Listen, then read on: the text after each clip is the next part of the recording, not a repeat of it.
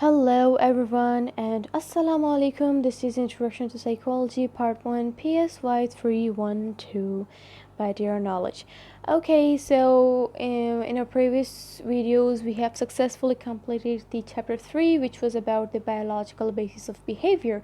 So that Chapter 3 is very important even if you're studying Introduction to Psychology Part 1, or if you're studying neuropsychology or neurobiological basis of behavior or general psychology and other related subjects. So that chapter, the biological basis of behavior, is very important, and it will be very useful and helpful for you in those fields and those subjects, because I have tried my level best to include all the important points. And the chapter 3 include lectures on neurons and nervous system and endocrine system. Now in this video we'll start with the chapter 4, which is about the sensation. And sensation again is a very important topic, and it will be very useful for you if you're studying the Introduction to Psychology Part 1, or if you're studying experimental psychology, or if you're studying general psychology and other related subjects or fields which include this topic.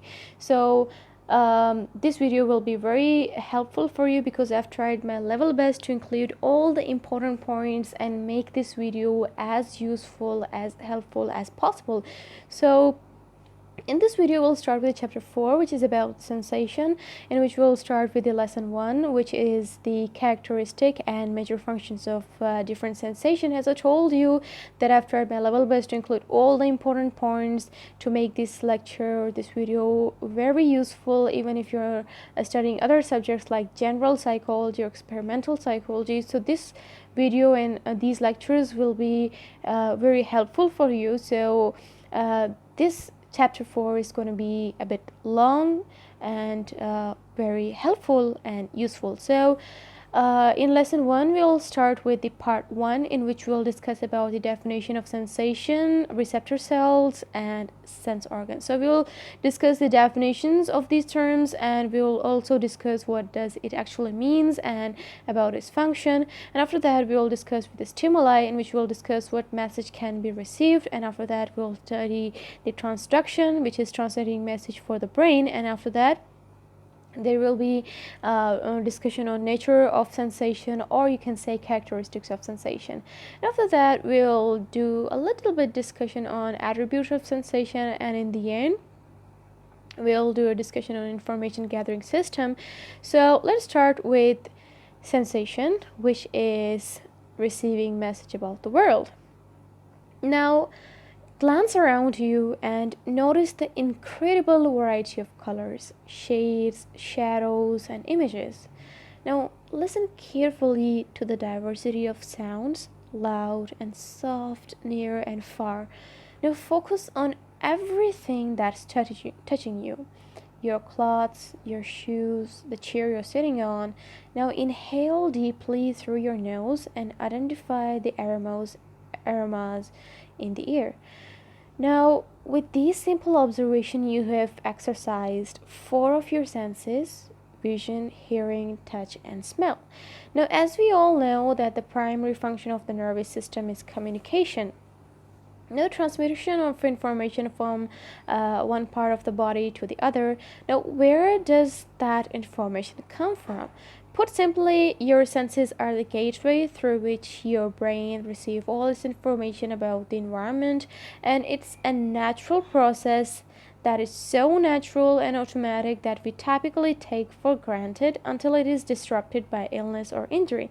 Now, sensation refers to the detection and basic sensory experience of the environmental stimuli, such as sound, objects, and odor. Now, sensation is the first response of the organism to the stimuli, and the study of sensation is concerned with the initial contact between organism and their physical environment. Now, sensation is the first step in processing information. The word refers to the activation of receptors. Receptors can be receptor cells or sense organs, and sensation can be viewed as the basic building block of perception. Now, receptors are basically cells in the sense organ that translate messages into the neural impulses that are sent to the brain, are called sensory receptors. Now, receptor cells are those cells which receive physical stimulation from environment and start the process of adjustment of the organism to his or her environment. And sense organs operate through sensory receptor cells which receive outside form of energy, for example, light, vibrations, or you can say heat, and then translate them into neural impulses that can be transmitted to the brain for interpretation. And receptors are basically specialized neurons that are excited by specific kind of sensory energy and give off neural impulses from their axons. And some sensory receptor cells are sensitive to sound, some to light, and some to chemicals, and so on. And about the sense organs, so sense organs are the organs that receive stimuli. Now, sense organs are or windows which help us in gathering information from the external world in which we live, and they are of first contact with the physical world. And sense organs are also called sensory system or information gathering system, in which we will be discussing in the end. So sensory system or information gathering system is basically this is another term that is used for the sense organs. So each sense organ is tuned to get or receive specific physical energy, such as light falls on or light for the eyes, or sound waves for the ear, and so on. So this physical stimulation, which alone can stimulate the sense organ, is called adequate stimulus. The light or light waves is an adequate stimulus for eyes, and sound waves for ears, and etc. So sensation, which is the basic immediate experience that a stimulus such as sound or a touch elicit in a sense organ such as the ear or the sensory receptors in the skin. The sensation provide an important input of sensory organs, only partly explained or behavioral responses to stimuli.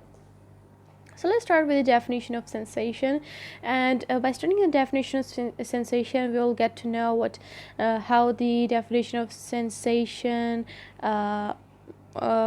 were explained by different people, and in this way we will know more about sensation. So I've included some few definitions of sensation. The definition 1 is the process of receiving information from the outside world, translating it and transmitting it to the brain is called sensation. And definition 2 is sensation is awareness of sense stimulation. Definition 3 is that the process of detecting a physical stimulus such as light, sound, heat, or pressure. This is sensation. And definition 4 is basically, according to Jaluta, sensation is the primary cognitive experience, whereas according to Woodward, which is the definition 5, according to Woodward, sensation is the first step of our knowledge. And definition 6, according to James, sensation are the first thing in the way of consciousness.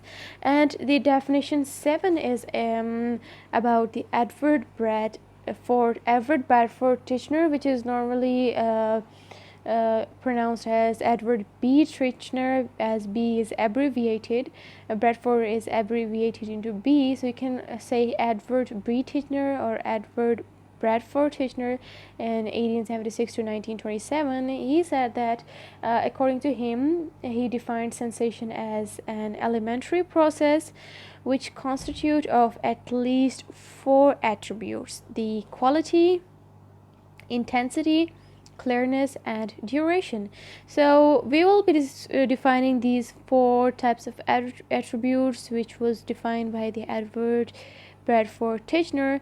So the first one is about quality. So quality means nature of sensation, that is whether visual, auditory, olfactory, gustatory, or tactual. For example, taste can be sweet or bitter, color can be red or green, and so on. And the next one is about intensity or strength. So, intensity or strength means the strength of the sensation. For example, sound can be loud, moderate, or mild. So, greater the intensity, stronger is the sensation. The third one is clearness. So, clearness means the degree to which perceived objects appear definite, distinct, and with well defined boundaries. So, a clear sensation or a clear image was one which was in the center of attention and stood out vividly from the background. For example, color can be deep or pale, and clearness play a major role in the figure ground differentiation. More clear the stimulus, the better is the sensation of object. So the fourth one is about duration. Duration means the subjective, unanalyzable attribute of sensation, which was regarded as the basis for the experience of the passage of time. For example, an advertisement can be 1 minute or 2 minutes.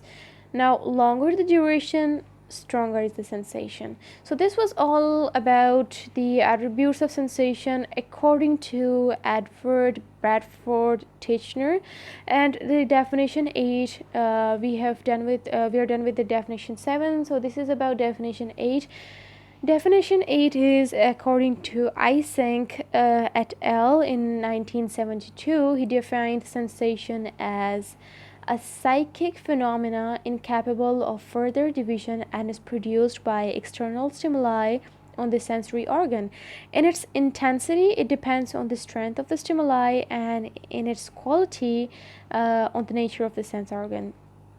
Whereas the definition 9 is that according to Bootzin in 1991, the activation of sensory receptors and processing and transmission of these signals to higher centers in the brain is called sensation. And the definition 10 is according to Feldman in 1996, sensation is the process by which an organism responds to physical stimulation from the environment. And last but not least, the definition 11, which is according to Rathus in 1996, the stimulation of sensory receptors and the transmission of sensory information to the central nervous system is called sensation. So as the new definition was introduced in every upcoming new years, so you might have noticed some changes in the definitions with time to time, and this was all about the definitions of sensation. Now the next topic will be about the stimuli, which is about what message can be received. The definition of the stimulus is any aspect outside world that directly influences our behavior or conscious experience. Now, the term stimulus comes from the action of stimulating sensory receptor cells. Virtually anything that can excite receptor cells can be a stimulus. Whenever a person is aware of or in some other way responds to a part of the environment or a part of the outside world, he or she receives a stimulus. Now, stimulus is necessary to activate a receptor, and without a stimulus, there cannot be a sensation. It steers certain receptors into activity, and a particular stimulus must be strong enough to produce a sensation 50% of the time in the minimum, and it must be above the threshold or absolute limit, which we will be discussing in our next topic, which will be the part 2. So these stimuli, which are too weak to produce a sensation, remains below the threshold and hence are called the subliminal, or you can say below the level of conscious awareness, and in such cases they fail to elicit or give sensation. Now, When the receptors are stimulated, information can be transmitted to the brain, more specifically to cerebral cortex, and brain performs two major functions. The first one is that it controls the movement of the muscles, producing useful behavior, and the second one is that it regulates the body's internal environment. Now, to perform both these tasks and functions, the brain must be informed about what is happening both in the external and within the body, and such information is received by the sensory system. So, transmission of neural impulses to the brain is not, however, enough to give us an understanding and awareness of our surrounding. So, if receptors do not receive stimulation from the environment or are unable to produce the information, is transmitted to the brain, and perception does not occur. So the next one is about the transduction, which is translating message for the brain. The first definition is that the translation of energy from one form to another is transduction. The second definition is the process by which a form of energy is converted into a coded neural signal that can be processed by the nervous system is transduction. And the third definition is the process by which physical energy of stimuli is converted into neural impulse is called transduction. So energy from stimuli cannot go directly to the brain. Light, sound, and other kinds of energy from the outside world are not able to travel through the nerves, and the brain cannot understand what they mean. To be useful to the brain, sensory message must be translated into the neural impulses and that the neurons carry and the brain understands. So the translation of one form of energy into another is called transduction. Now, sense organs actually transduce sensory energy into neural energy, and this is accomplished in the sense organ by the sensory receptor cells, which are specialized neurons that are excited by specific kind of sensory energy and give off neural impulses from their axons. Now, some sensory receptor cells are sensitive to sound, and some to light, and some to chemicals, and so on. But in every case, the receptor cells give off coded neural impulse that carry the transduced sensory message to one of the sensory areas of the brain. And the sense organ themselves, such as the ear, eye, or and nose, are constructed in a special way that expose the receptor cells to sensory energy and help them transduce it into neural impulses. Now, at the center of every sense organs are the receptor cells that do the transducing. For example, the sensory organ, for example, the eye, receives the physical energy, for example, the light waves, and converts the physical energy into electrochemical form, or what we call the neural impulses. So the process of converting one form of energy into another kind by our sense organ is technically called transduction. Now, it is also called encoding because the incoming information is encoded by the receptors, the sense organs, which can be eyes, ears, nose, tongue, and skin. For transmission to the specialized area in the cerebral cortex, in the cortex, the encoded information is decoded and interpreted. So neurons operate on the basis of changes in the electrical charge and the release of chemical substances, which are called neurotransmitters. In order for the brain to function adequately, neurons or excited nerve cells need to be able to communicate effectively from the axon of one neuron to the dendrite or cell body of another neuron, called the synapse or synaptic cleft, which is a tiny field space between the neurons, and these interneuronal or transsynaptic transmission are accomplished by these chemicals that are released into the synaptic cleft by the presynaptic neuron when a nerve impulse occurs. So there are many different types or many different kinds of neurotransmitters. There is also a likelihood that the postsynaptic neuron will fire or produce an impulse while the other inhibit the impulse, and whether the neural message is successfully transmitted to the postsynaptic neuron depends among the other things on the concentration of certain neurotransmitters within the synaptic cleft.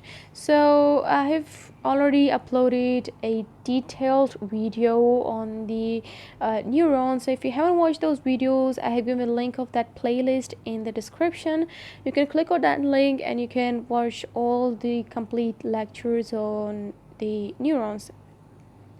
So as we have discussed, the process of converting the stimulation, which is the stimulation process of converting the stimulation, which is the physical energy received by the receptor cells, into electrochemical energy that can be used by the nervous system. Transduction occurs only when a particular physical energy is capable of being detected by the sensory receptor.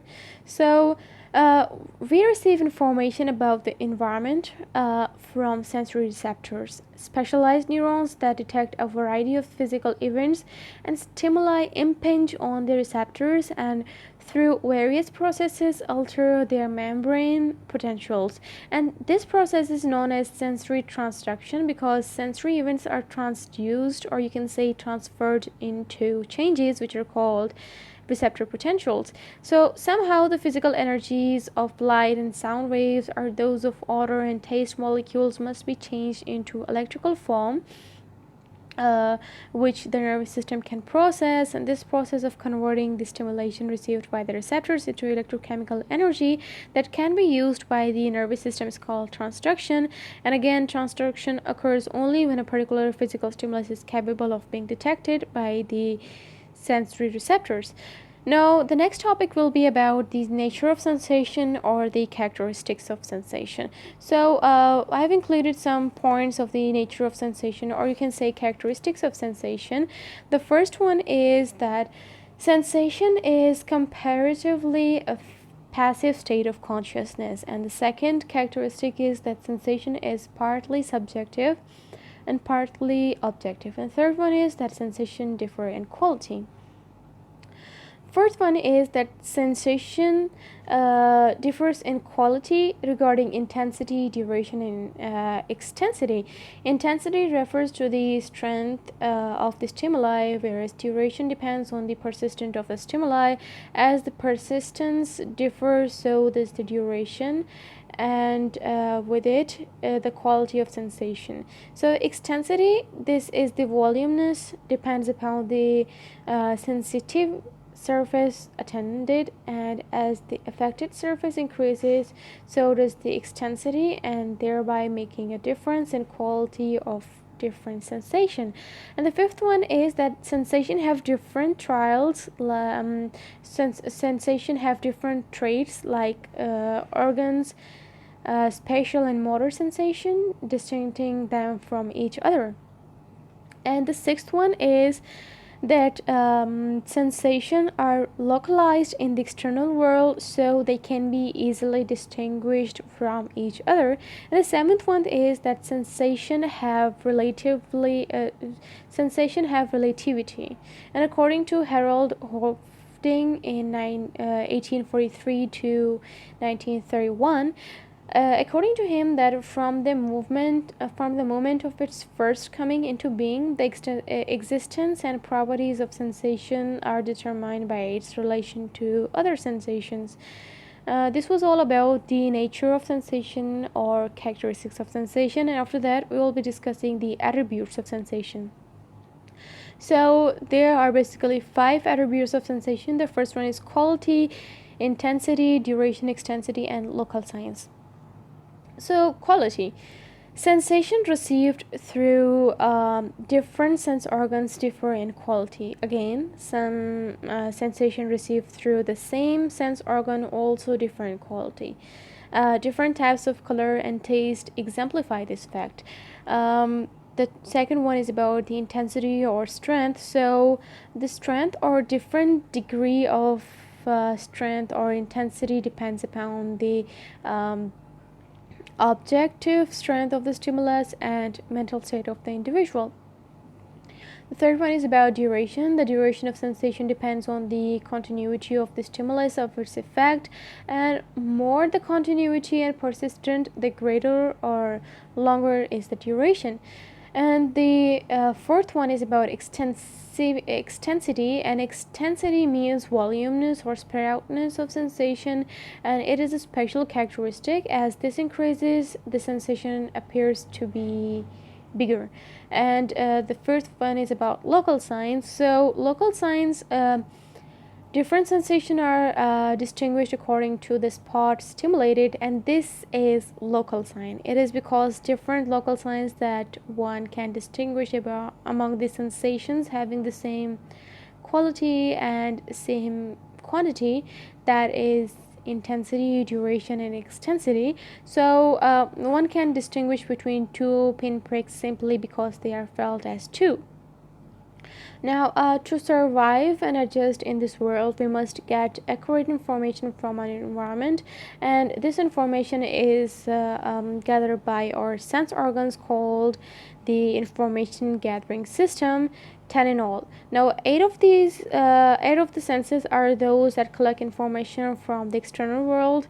For example, eyes, which include visual and seeing; ears, which include auditory and hearing; and nose, which include olfactory or smell; the tongue include gustatory or taste; and skin include the touch, warmth, cold, and pain, etc. And two are termed as deep senses, and these sense organs help us in maintaining body equilibrium or balance and provide important information about the body position and movement of the body parts relative to each other, which can be the first one is vestibular and the second is kinesthetic. So this was all about the part 1 of the lesson 1 of sensations. So if your concept is clear, you can like the video. If not, you can ask us in the comment section and we will be happy to help you out. Plus, if you're new to this channel, you can subscribe to Dear Knowledge. You can click on bell icon and you can share the link of this video with your family members and friends, because sharing is caring. Until then, Allah Hafiz.